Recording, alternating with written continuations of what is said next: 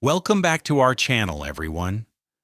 Today we re-diving into a brand new Korean drama, a story packed with twists, secrets, love, betrayal, and moments that will leave you speechless.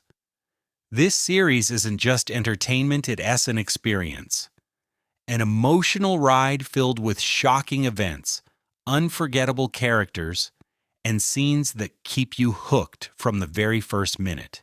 So sit back, relax, and follow the story with me all the way to the end, because what's coming next will surprise you.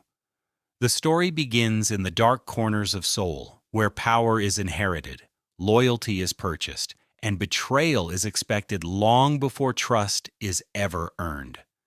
At the center of this world stands Han Tae-oh, a brilliant young man born into nothing but pain. His father was a violent criminal, his childhood shaped by fear and survival. But Tae-oh is different. He doesn't want to be a victim of his past. He wants to rise above it no matter what it costs. From a very young age, he understood two things. Power is everything, and nobody gives it to you, you take it. Across the city, another life is unfolding, the life of Kang In-ha, the quiet, lonely son of a powerful chaebol family, the Kango Group. In-ha has money, a mansion, status, and a name that opens every door, yet he lives like a shadow inside his own house, ignored by his father, hated by his stepbrother, used by everyone, valued by no one. For In-ha, the wealth around him feels like a curse. For Tae-oh, it looks like a kingdom waiting for its true owner. Their two worlds collide in high school, a place where bullies rule the hallways and teachers pretend not to see. One day, In-ha gets cornered by students who enjoy making the weak suffer. But before he breaks, someone steps in, Han Tae-oh. The fight ends quickly. Tae-oh is too smart, too fast, too cold. For the first time in his life, In-ha feels protected. And for the first time, Tae-oh sees an opportunity. Not friendship, not loyalty, something far more valuable, a partnership. The birth of an alliance. After that day, the two boys become inseparable. Tae-oh provides the brain. In-ha provides the family name. Together, they start shaping their future, a future where In-ha finally takes the position he deserves as heir, and Tae-oh stands beside him as the power behind the throne. Their bond is not simple friendship. It is a contract, a shared ambition, a silent agreement. We rise together, no matter what. But ambition always comes with shadows. While the boys grow closer, the Kango family becomes more dangerous. The father sees In-ha as a mistake. The older brother sees him as a threat, and the board sees him as an inconvenience. They make one thing clear: In-ha will never inherit the company, but Tae-oh doesn't accept never. To him, every barrier is a puzzle. Every enemy is a calculation. Every weakness is an entry point. And In-ha begins to believe that maybe, just maybe, he deserves more than the scraps his family throws at him. The girl who enters the equation. Years later, the boys grow into men brilliant, dangerous, and unstoppable when together. But destiny throws a new variable into their perfect plan.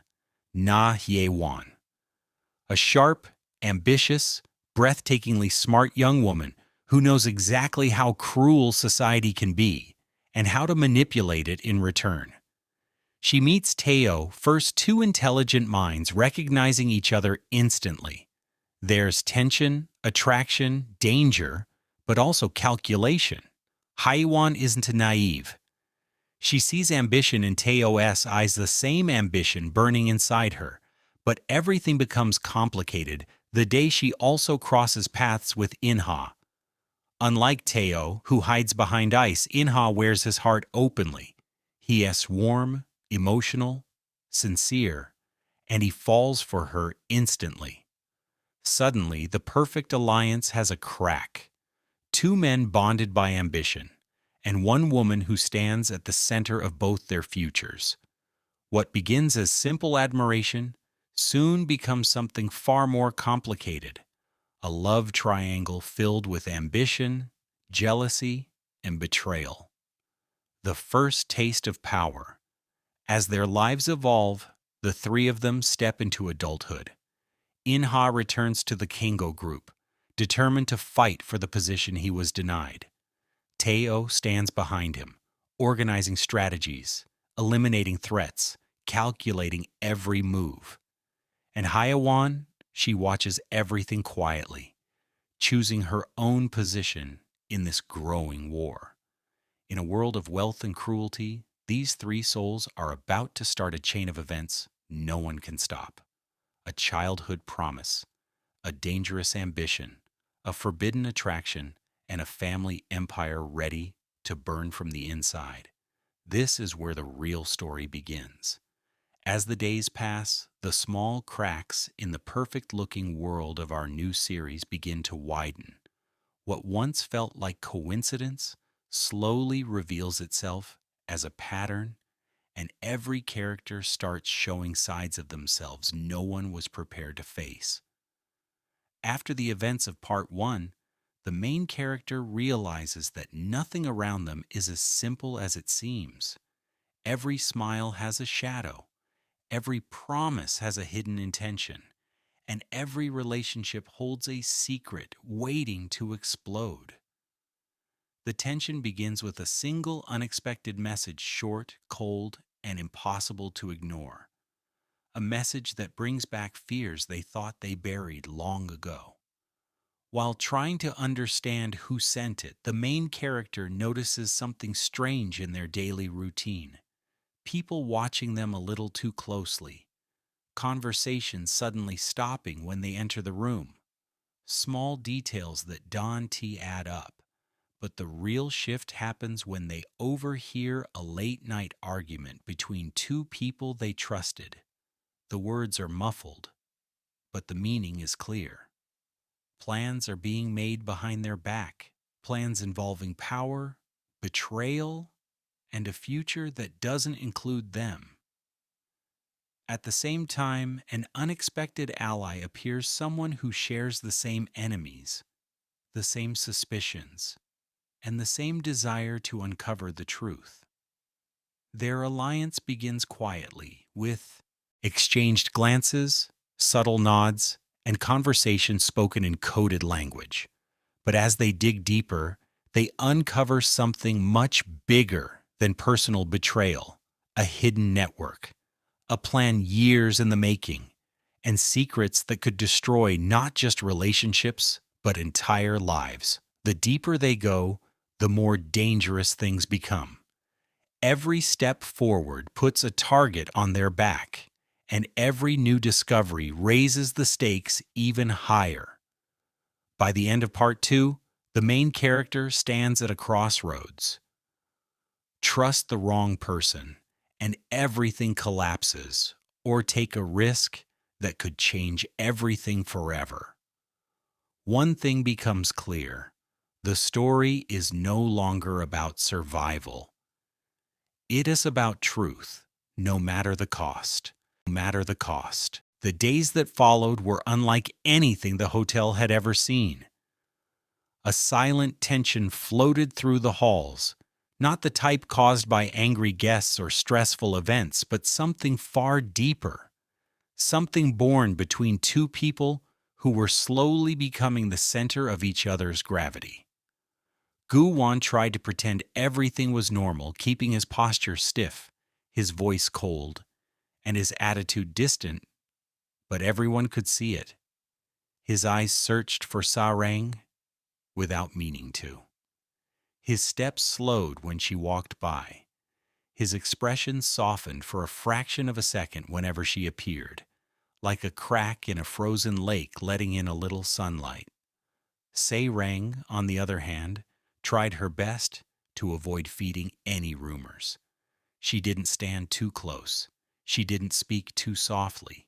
She didn't linger longer than necessary. She reminded herself daily that she was a worker, and he was the heir. Their worlds were meant to run parallel, not collide. But destiny doesn't respect boundaries created by fear, and neither does the heart. The shadow of the past returns. One late evening, while Sarang was closing out her shift, she received a text from an unknown number. "He looking for you." She froze, staring at the message with wide eyes, her breath caught mid-air. There was only one he that could make her hands shake like that. Her ex. The man she had once trusted more than anyone. The man who broke her life into shards so small she thought she would never rebuild. She deleted the message instantly, her chest tight, her eyes burning. Not now, she thought. Not when she'd finally started to feel alive again. But the universe had no mercy. As she walked into the staff lounge to grab her bag, she found him standing there leaning against the wall like he owned the place. His hair styled too perfectly, his posture confident in a way that made her sick. "Long time no see, Sarang," he said, smiling a smile that had fooled her once. Her heart dropped. "What are you doing here?" she whispered. "I came to get you back." She shook her head immediately. "No, absolutely not. You need to leave." He stepped closer, lowering his voice. "You really think you belong here, in a place like this, working like a slave for rich people who don't care about you?" Sarang felt the sting of his words, but she didn't show it. "I worked hard to be here," she said, "something you wouldn't understand." He laughed softly, a kind of laugh that seemed to cut into her ribs. "You think they respect you? You think you are safe here?" "Wake up, Sarang. You are nothing but a pretty smile they exploit. That guy you spending time with the air, you think he actually cares?" Her breath trembled. "Get out." But he didn't move. He only leaned closer. "He's just using you," he whispered. "And when he gets bored, he'll throw you away." Just like a voice thundered through the room. "That's enough." Sarang turned and saw him. Guwan. Standing at the doorway, jaw clenched, eyes blazing with a fury she had never seen before. Her ex straightened, trying to look unfazed. "Oh, the prince is here." Guwan stepped forward slowly, like a storm choosing where to strike. "If you ever speak to her again," he said, "I will make sure you never step foot in this hotel or any hotel again." Her ex scoffed. "You think you can control everything, rich boy." Guwan didn't blink. "I don't need to control everything," he said calmly. "Just you." It was the coldest threat Sarang had ever heard, and the safest she had ever felt. Her ex swallowed hard, realizing he had underestimated the situation. "This isn't tea over," he hissed at Sarang before leaving. The moment he disappeared, Sarang's legs weakened, and she sat down slowly on the bench. Guwan knelt beside her. "Are you okay?" he whispered gently.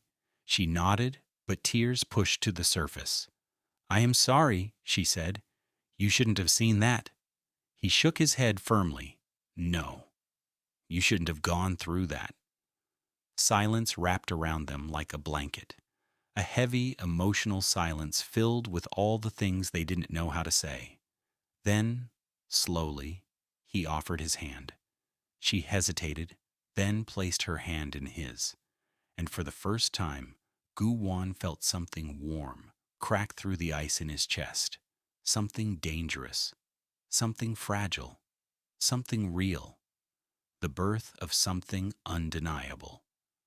The days that followed were different. Guwan checked on Sarang more often, not in an obvious way, but subtly. He asked how her shift went. He noticed when she looked tired. He forced rude guests to apologize to her. He even switched department schedules just so she wouldn't have to deal with abusive customers. But Sarang wasn't the only one changing. The entire hotel began to shift. Employees whispered that the air was nicer. He no longer barked orders. He listened. He asked questions. He even thanked people. His sister immediately noticed the change, and she hated it. She studied him like a predator studies prey. "What did that girl do to you?" she asked during a tense family meeting. Guwan looked her dead in the eyes. "She reminded me that humans exist." Huaran slammed her hand on the table. "You've become weak." "No," he said quietly. "I've become human." Those words were a declaration of war. The sisters counterattack.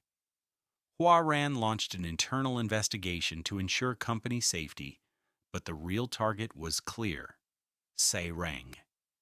Her schedule was changed without warning. Her workload doubled. Her breaks were cut. She was assigned to the rudest guests. Her mistakes were exaggerated.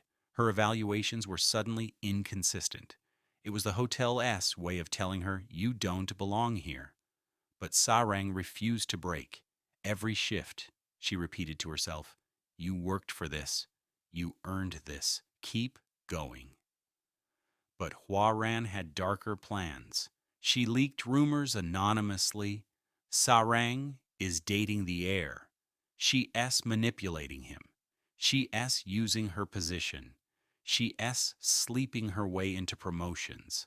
Some staff started avoiding her. Some whispered. Some glared. Sarang's smile didn't disappear, but it grew tired. And Guwan noticed. One evening, he found her alone on the rooftop garden, staring at the city with eyes full of exhaustion. "Are you okay?" he asked again. She inhaled slowly. "I didn't know," she whispered. He stepped closer. "You were being targeted. I know that. And I am going to fix it." She shook her head. "No, Don T. If you defend me again, things will only get worse." He clenched his fists. "So I should let them hurt you?" "No, but you can protect me from everything." He looked at her, really looked at her, and the pain in her expression cut him deeper than any boardroom attack. "You shouldn't have to fight alone," he said softly. Sarang turned to him, her eyes shining under the city lights. "And you shouldn't have to fight your family because of me." Their worlds stood inches apart, two universes destined to collide. The breaking point. It all exploded on the night of the annual shareholder gala. Sarang was assigned to serve on the main floor, a job usually reserved for senior staff. But Huaran had different intentions. She ordered one of the managers to accidentally spill champagne on her uniform in front of VIP guests. The humiliation was instant. Whispers spread. Cameras caught her embarrassment.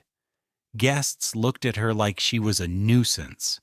She felt the world collapsing around her. But before she could escape, a hand grabbed her wrist gently. Gu Wan. He looked at her stained uniform, then at the manager who had purposely tripped her, and then at the crowd, watching with judgment. Then he did something no one expected.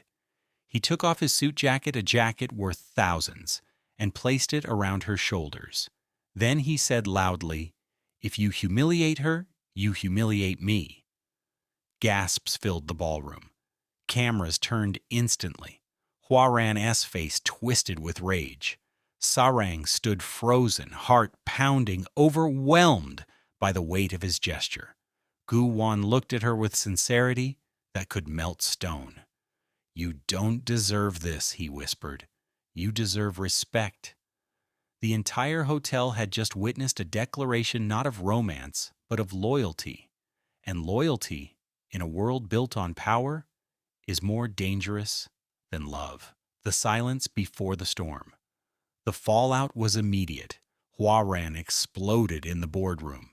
"You are destroying the company reputation. You are embarrassing the family. You are risking everything for a girl. Gu Wan didn't flinch. I am risking everything for a human being. Something you forgot how to be, Huaren pointed a finger at him. I will destroy her. That was the moment Gu Wan changed. His eyes hardened. His voice dropped to a chilling calm. If you touch her again, I promise you I will strip you of everything you own. And he meant it. For the first time in his life, he wasn't fighting for himself. He was fighting for someone else. And that made him more dangerous and more unstoppable than ever. The awakening of feelings. A few nights later, Sarang found Gu Wan sitting alone in the Sky Lounge, the same place they had first shared a genuine moment. He was holding a glass of water, staring out into the glowing city lights, like he was searching for the right words. She approached quietly. "Thank you," she whispered. He turned to her slowly. "You don't need to thank me." "Yes, I do.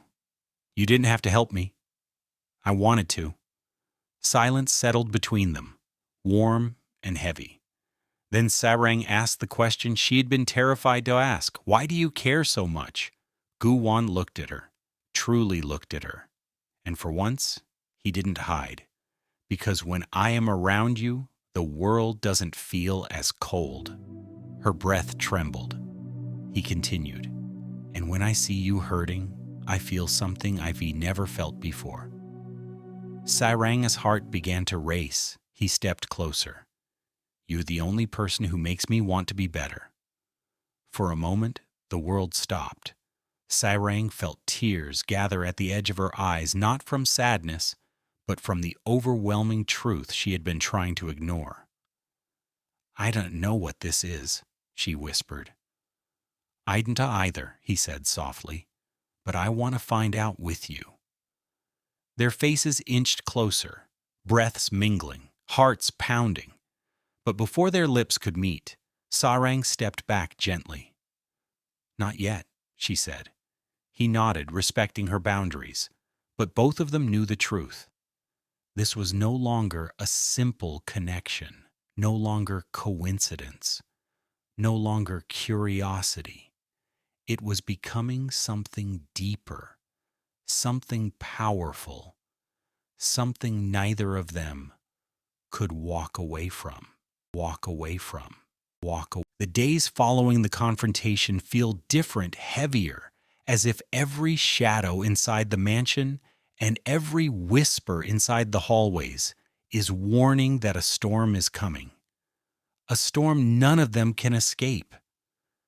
Jiwon wakes up earlier than usual, her mind replaying every bizarre moment she has lived since stepping into this twisted marriage, every manipulated smile, every conversation that seemed harmless but carried poison underneath, and every lie that slowly shaped her destiny. The mansion feels colder today, too quiet, too controlled. When she steps out of her room, she notices something strange: maids exchanging looks, pausing when she walks by as if they know something she doesn't. She forces herself to breathe normally. This house fed on fear. If you showed weakness, it consumed you. She walks toward the dining hall, expecting the same morning routine, but the moment she enters, everything stops. The father-in-law, Chairman Hong, sits at the head of the table, his posture straight, his expression unreadable. Da-hee, the sister-in-law, stirs her tea in slow circles, her eyes cold and calculating. And Min Hwan, her so-called husband, avoids her gaze completely. Ji-won instantly feels it. Something is wrong. Very wrong. She takes her seat quietly. The silence is suffocating. Then the chairman places his cup down and clears his throat. "Ji-won," he says, his voice icy calm. "I heard about the incident last night." She freezes. Last night he couldn't be talking about the fight behind the library, could he? The quiet argument she overheard? No. No one knew she witnessed that. unless someone reported her. Her mind races. But before she can speak, the chairman continues, "A family like ours cannot afford instability." He glances at Min Huan, or embarrassment. Dahye's lips curl into a cruel smile, a smile that says she has been waiting for this moment. Ji-won straightens her back. "What exactly are you implying, father?" Da-hai tilts her head. "My dear, you've been acting strangely lately, wandering around the house, asking questions, going through rooms you shouldn't." Ji-won's stomach tightens. They were watching her. They always were.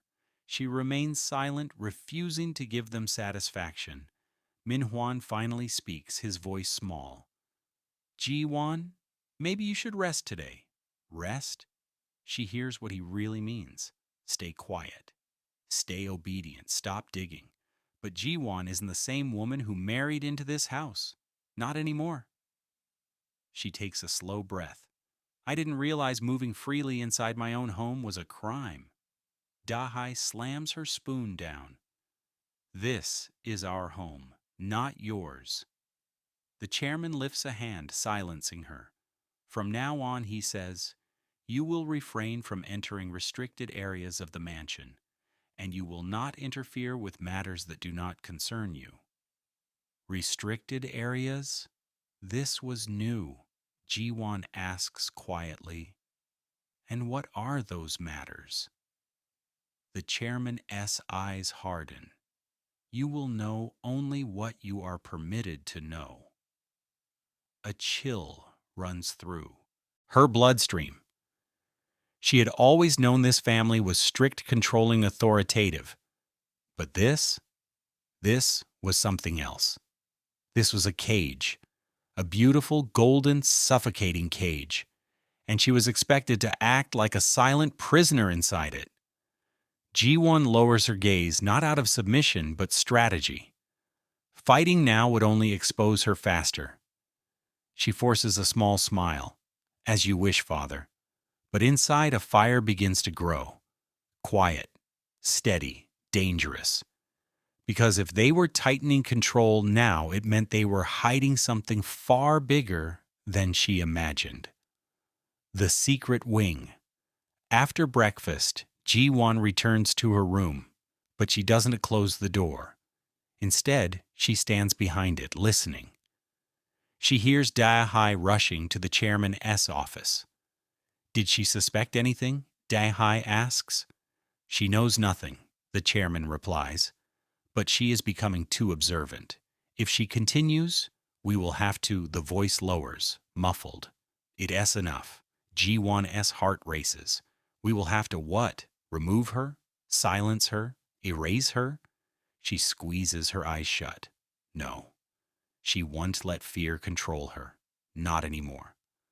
Later that day, when the hallways quiet down, she slips out of her room and heads toward the restricted areas, the old west wing of the mansion. A place she had always been told was under renovation. A place she had never seen anyone enter. A place the chairman kept locked. But today the door is slightly open, as if inviting her. Ji-won swallows hard and steps inside. Dust fills the air. The hallway is darker, older, untouched. But her breath catches when she sees something unexpected. A portrait, a large framed painting covered with a cloth. Slowly, carefully, she lifts the cloth. Her hands tremble. It's a woman. Beautiful, graceful, smiling softly. A woman Ji-won has never seen before. But the inscription beneath the portrait steals the air from her lungs. Hong Sua, first wife. Her heartbeat stops. First wife? Ji-won had always thought Min Hwan's mother died years ago, but the woman in this portrait looks nothing like the family's current matriarch. She looks young, alive, not dead, and the date on the frame, it doesn't match the story they told her. Her voice breaks into a whisper. What happened to her? Suddenly, a floorboard creaks behind her. She spins. Da-hai is standing there, her arms crossed, her eyes burning with rage. her voice dripping with venom. You just couldn't help yourself, could you? Ji-won backs away. I was told this wing was under renovation. Of course you were, Da-hai snaps, because you weren't supposed to know. Ji-won swallows. What happened to her? To Su-ah? Da-hai steps closer, lowering her voice. She learned too much. The coldness in her eyes sends a shiver down Ji-won's spine. And now Da-hai whispers, so have you. The dangerous truth. The tension explodes. Da-hai grabs Ji-won's wrist violently and drags her back through the hallway. You think you're clever? You think you're safe? You married into a family of power, not love. Ji-won struggles. I didn't come here to threaten anyone. I only wanted to understand that's your problem, Da-hai snarls. You think understanding will save you. She throws Ji-won against a wall. Ji-won gasps from the impact.